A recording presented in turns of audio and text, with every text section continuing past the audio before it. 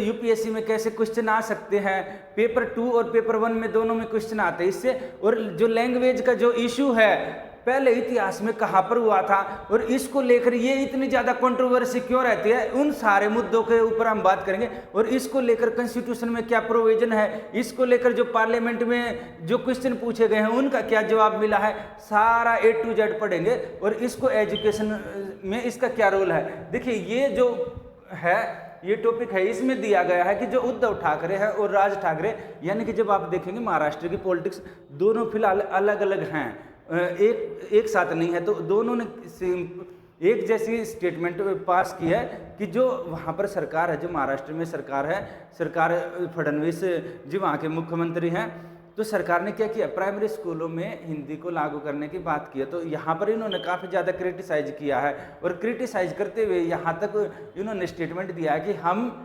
हिंदू हैं, हिंदी नहीं, मतलब ऐसे ऐसे स्टेटमेंट दिया है। तो इनका कहने का है कि महाराष्ट्र में क्या है, पहले मराठी पढ़ाई जा रही है और इसके साथ साथ इंग्लिश पढ़ाई जा रही है, तो आप तीसरी लैंग्वेज को क्यों पढ़ा रहे हैं। अगर पढ़ाए सरकार उसको कंपलसरी करेगी तो हम विरोध करेंगे।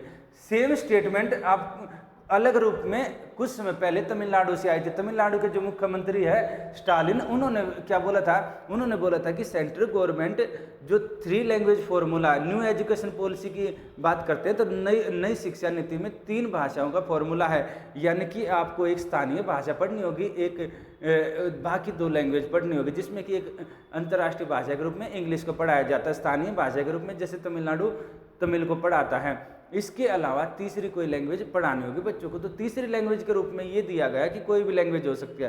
पर यहाँ पर ये मान रहे हैं कि यहाँ पर सरकार क्या कर रही है, हिंदी को प्रमोट कर रही है और चाह रही है कि 3rd लैंग्वेज के रूप में हिंदी को पढ़ाया जाए। और हिंदी को पढ़ाया जाए तो ये बोल रहे हैं कि हिंदी को हम क्यों पढ़ाए, हम तो पहले ही तमिल पढ़ा रहे हैं जो जिसका काफ़ी बड़ा लिटरेचर है, साथ में एक अंतर्राष्ट्रीय कम्युनिकेटिंग लैंग्वेज पढ़ा रहे हैं, तो हिंदी को पढ़ाने का हमें कोई विशेष ग्राउंड नहीं मिलता। ये करके ये विरोध कर रहे हैं। तो हम जब पुराने इतिहास में जाकर देखते हैं, जो तमिलनाडु में जो राजनीति है, जो डीएमके पार्टी है, उसका जो ओरिजिन इस वजह से हुआ था कि वहाँ पर अपोज किया गया, लैंग्वेज को एक मुद्दा बनाया पॉलिटिकल, और वहाँ पर नॉर्थ ये बोला गया कि उत्तर भारत बढ़ता जाए, दक्षिण भारत घटता जाए, यानी कि लैंग्वेज को क्या हो रहा है, लैंग्वेज इम्पोज की जा रही है। डीएमके का जो प्रारंभिक जो नारा था, जो शुरुआती नारे थे उनमें से था, और उसको लेकर सत्ता में भी सरकार आई।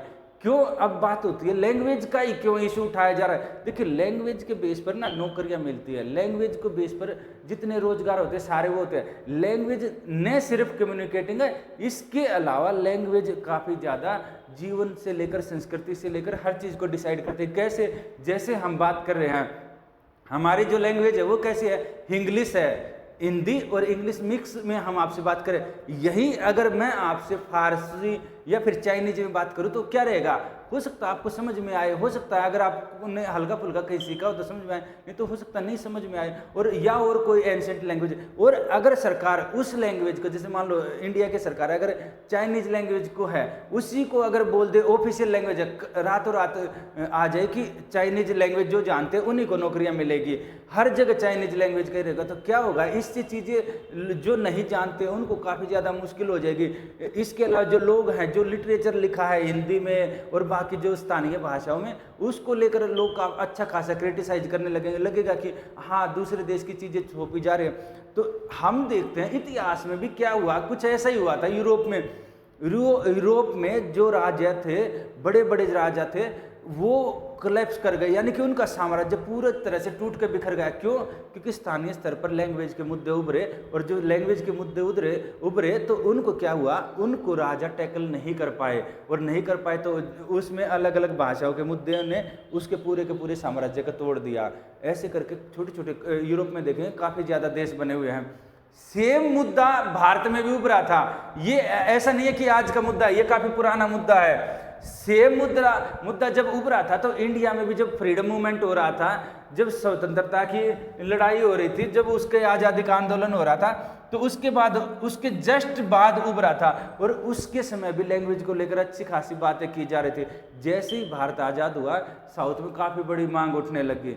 साउथ में पोटी श्री रामल्लू हैं, जो कांग्रेस के काफ़ी बड़े लीडर माने जाते थे, साउथ के काफ़ी बड़े लीडर थे, उन्होंने क्या किया, उन्होंने बोला कि हम तेलुगु भाषा के बेस पर अलग राज्य चाहते हैं, और अलग राज्य चाहते हैं। तो वहाँ पर क्या हुआ, उन्होंने अनशन पर बैठ गए और उन्होंने काफ़ी समय तक अनशन किया और लास्ट में जाकर उनकी डेथ हो गई अनशन पर ही। तो इससे बहुत ज़्यादा तेज हो गया मूवमेंट, और मूवमेंट बहुत ज़्यादा तेज हो गया। तो उसके बाद क्या रहा, जो पहला जो स्टेट बना था 1953 में लैंग्वेज के बेस पर, ये आंध्र प्रदेश बना था, जो कि तेलुगु भाषी स्टेट है। इसके बाद क्या हुआ, इसके बाद कमीशन बनाया गया, और कमीशन बनाया गया, और कमीशन ने कई सारे, इससे पहले भी बने थे, पर इसके बाद जो कमीशन बनाया गया था उसने रिकमेंडेशन दी 1956 में। उसकी रिकमेंडेशन के बेस पर देश में 14 राज्य और 6 केंद्र शासित प्रदेश, यानी कि 14 स्टेट और 6 यूटी बनाए गए, जो फिलहाल बढ़कर हो गए हैं 28 स्टेट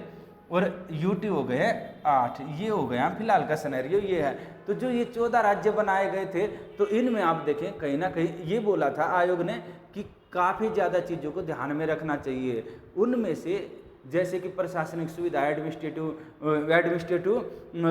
यानी कि काम जो होगा वो आसानी से हो, इन चीज़ों को ध्यान में रखना है। इसके अलावा फिजिकल डिवीजन वगैरह ये चीज़ें भी देखा गया, और साथ में आपको लैंग्वेज को भी देखा जा सकता है। मैंडेटरी नहीं बोला, ध्यान रखना, देखा जा सकता। पर हम देखेंगे ना, जैसे गुजरात से महाराष्ट्र का अलग होना, कहीं ना कहीं दोनों की अलग लैंग्वेज है, मराठी गुजराती। हरियाणा से हरियाणा, और इसके अलावा आप देखेंगे हिमाचल प्रदेश, इनका पंजाब से अलग होना, पंजाबी और हिंदी। तो ऐसे अलग अलग लैंग्वेज के बेस पर अलग अलग स्टेट बनते गए। उसके अलावा कई और सारे भी रीजन रहे हैं, अगर आप स्टेट के बारे में फिर कभी बात करेंगे। सिर्फ लैंग्वेज के अलावा और कई सारे रीजन भी हैं, तो उनके बारे में बात करेंगे। यहाँ हम बात कर रहे हैं लैंग्वेज का जो मुद्दा है, जो करंट में जो इशू उभर के आया है, इसको इंडिया में टैकल किया गया। यानी कि जहाँ बड़े बड़े यूरोप में साम्राज्य टूट के बिखर गए, वहाँ पर चिंता तो थी, पर धीरे धीरे देखते हैं देश एक हो गया। पर ये मांगे फिर से उठने लगती हैं, कि जो ये मांगे उठती है कि ठीक है हम लैंग्वेज को नहीं अप्लाई करेंगे, हिंदी को नहीं लगाएंगे या बाकियों को, ये कहीं ना कहीं पॉलिटिकल मुद्दा भी है। इसको लेकर ये तो है करंट का न्यूज। इसको लेकर देखिए, पहले भी न सिर्फ यहाँ पर, इसके अलावा पार्लियामेंट में भी क्वेश्चन पूछा गया था। ये देखो यहाँ पर है, ये पूछा गया है क्वेश्चन 3 लैंग्वेज फार्मूले को लेकर। ये 2014 का क्वेश्चन है, और ये कैसा क्वेश्चन है, ये है अनस्टार्ड क्वेश्चन। यानी इन क्वेश्चनों का आंसर लिखित में दिया जाता है, स्टार क्वेश्चनों का आंसर बोलकर दिया जाता है पार्लियामेंट में। तो ये लिखित में इनका उत्तर मांगा हुआ था।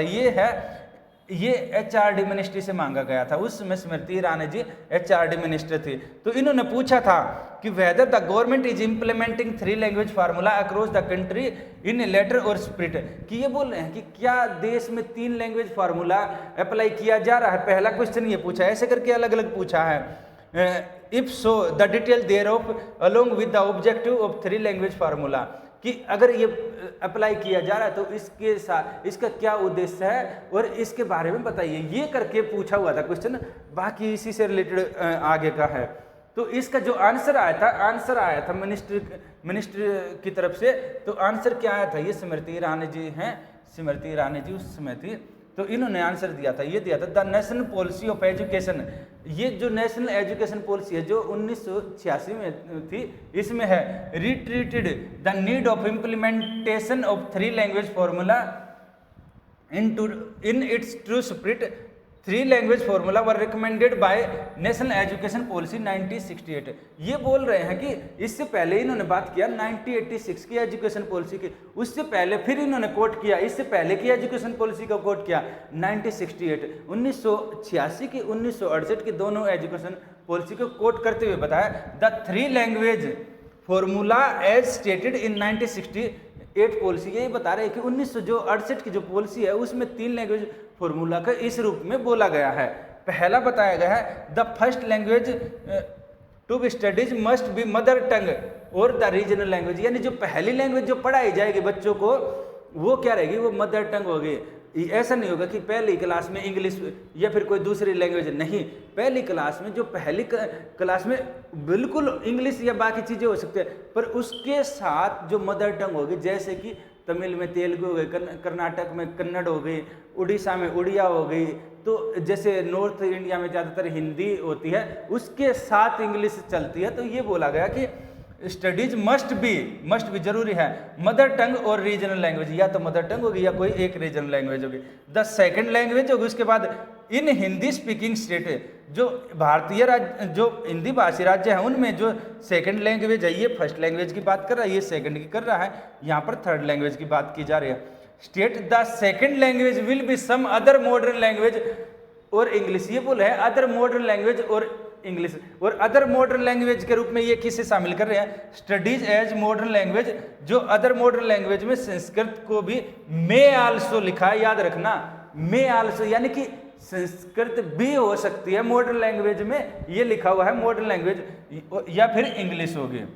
ये है कि उत्तर भारत में in non Hindi speaking state the second language will B Hindi और इंग्लिश, जो हिंदी भाषी राज्य नहीं है उसमें सेकंड लैंग्वेज होगी हिंदी या अंग्रेजी होगी, ये दिया गया है। तो साउथ वाले स्टेट ने क्या कर रखा है, एक तो लोकल लैंग्वेज जैसे मराठी, तेलुगु, तमिल और इंग्लिश ये अपनाया गया है, हिंदी नहीं। और इस तीसरा दिया the third language in Hindi speaking state the third language will B English, जो हिंदी बोलने वाले स्टेट है उनमें क्या रहेगी, थर्ड लैंग्वेज क्या होगी, थर्ड लैंग्वेज रहेगी, ये रहेगी आपकी इंग्लिश।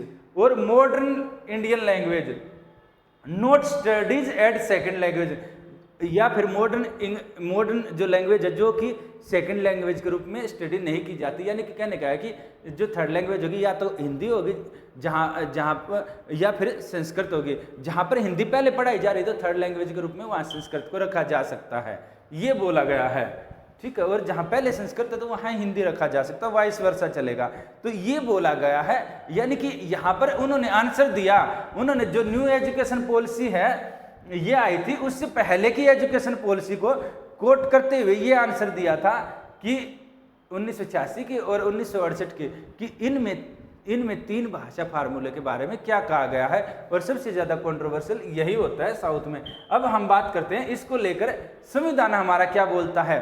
हमारा जो संविधान है, जो हमारा जो कॉन्स्टिट्यूशन है, इसका आर्टिकल जो 29 है ये बोलता है, आर्टिकल 29 कि क्या रहेगा, ये माइनॉरिटी की बात करता है, यानी अल्पसंख्यकों की बात करता है। याद रखना संविधान में कहीं भी धार्मिक आधार पर यानी कि रिलीजन बेस पर कहीं भी माइनॉरिटी की बात नहीं की गई है। यहाँ पर माइनॉरिटी की बात की गई है, इसमें दिया गया डिस्टिंक्ट लैंग्वेज, यानी यहाँ पर भाषा, स्क्रिप्ट, कल्चर। तो इसमें जो 29 है उसमें भाषा के बारे में कहा गया है कि भाषा जिनकी भाषा के आधार पर भी माइनॉरिटी होगी। भाषा के आधार पर कौन हो सकते हैं, जैसे कि हम जो क्लासिकल लैंग्वेज देखते हैं, जैसे कि 22 शास्त्रीय भाषा है जिसमें कि ये है ना, कन्नड़ है, उड़िया है, तेलुगु है, मलयालम है, केरल में बोली जाती है। तो यानी कि जिनको बोलने वाले कम लोग हैं, ऐसे बहुत पूरा इंडिया नहीं बोलता, तो उनको भी सरकार प्रोटेक्ट करेगी, उन लैंग्वेज को भी, उनको भी आगे बढ़ाओगी। तो ये बात करता है 29 आर्टिकल संविधान का। फिर इसके बाद क्या रहता है, इसके बाद बोल रहा है कि जो पार्लियामेंट की जो लैंग्वेज होगी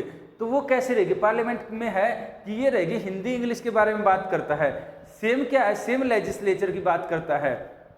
तो आगे क्या रहता है, आगे ये है कि देखो आर्टिकल 351 है, ये काफी ज्यादा इंपॉर्टेंट हो जाता है कि जो 351 आर्टिकल ये क्या बोलता है, ये बोलता है ये ना सेंट्रल गवर्नमेंट को जिम्मेदारी देता है। ये किस चीज की जिम्मेदारी देता है, ये बोलता है कि union duty to bound to promote the separate of Hindi language. ये बोल रहा है जो हिंदी लैंग्वेज को है ना, ये क्या है, संघ का कार्य है। संघ का मतलब यहाँ पर है सेंट्रल गवर्नमेंट, यानी केंद्र सरकार से संबंधित बोला जाता है पॉलिटी में कि संघ।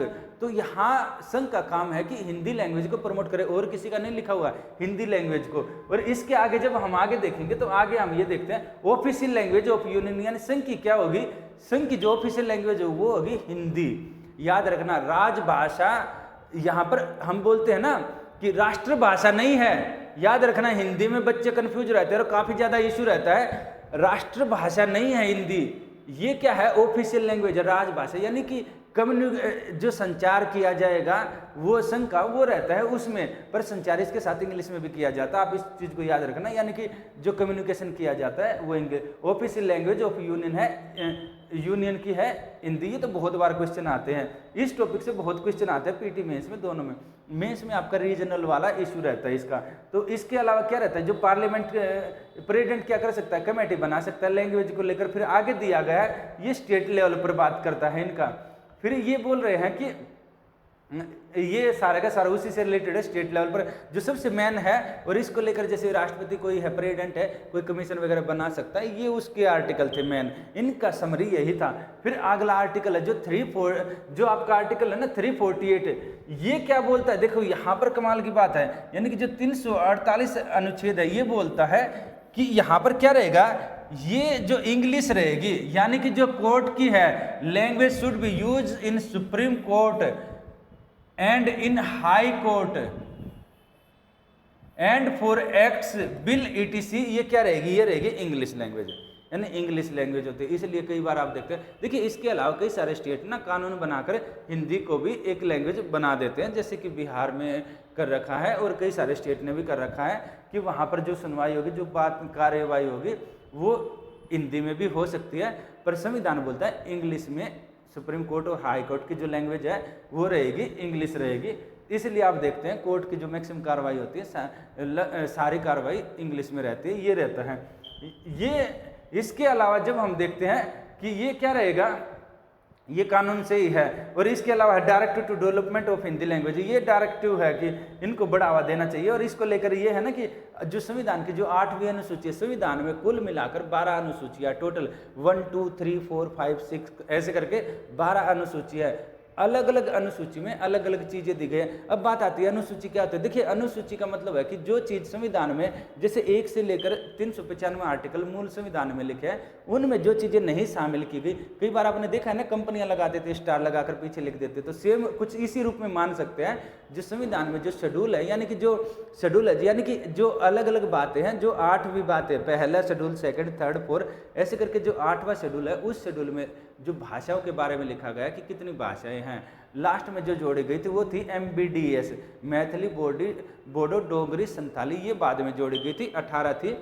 इसके बाद बढ़ के फिलहाल 22 ऑफिशियल लैंग्वेज है, ये था। ये हमारा संविधान बोलता है। अब इसको लेकर जो मुद्दा होता है, यानी संविधान में काफ़ी कुछ बोला गया है। क्वेश्चनों में हम देखते हैं कि जो पार्लियामेंट के जो क्वेश्चन है उनमें काफ़ी बात होती है, तो जहाँ भी देखते हैं तो हिंदी लैंग्वेज को लेकर अच्छा खासा फोकस रहता है। पर ये क्या होता है, ये एक पॉलिटिकल इशू हो जाता है कि लैंग्वेज क्यों, क्योंकि लोग ये सोचते हैं कि लैंग्वेज के बेस पर नौकरी मिलेगी और लैंग्वेज के बेस पर सारी चीज़ें होगी और लैंग्वेज के बेस पर दूसरा कल्चर इस दूसरे कल्चर के ऊपर हावी हो जाएगा।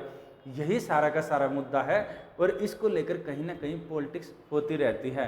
तो आप इसको पीटी और मेंस में दोनों जगह इसको अच्छे से कोट करना। पीटी में तो जो आपको सीधे बताइए यहाँ से क्वेश्चन आएंगे, मेंस में भी आप क्या रहेगा ना, मेंस में जो आपको एग्जाम्पल दिए, जो इसके अलावा जो स्टेटमेंट बताई पार्लियामेंट की, कि पार्लियामेंट में जो क्वेश्चन पूछा गया था उसको लेकर क्या ऑफिशियल स्टेटमेंट है, बिल्कुल आप लाइन टू लाइन उसको नोट कर देना। श्योर है कि आपके नंबर आराम से बढ़ेंगे। ठीक है, फिर मिलते हैं नए मुद्दे के साथ और नए टॉपिक के साथ।